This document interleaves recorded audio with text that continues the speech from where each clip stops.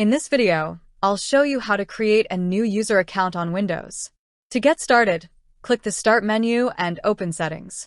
From there, go to Accounts, then click on Family and Other Users. Now, under Other Users, click Add Account.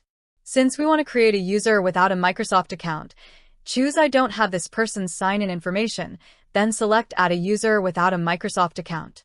Next, enter a username and password for the new account. You'll also be asked to set up security questions to help recover your password in case you forget it. Once done, click Next. That's it, your new user account has been created.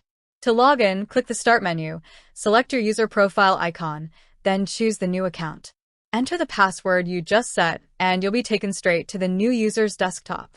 And that's how you can create a new user account on Windows. If you found this video useful, don't forget to like and subscribe to our channel for future updates.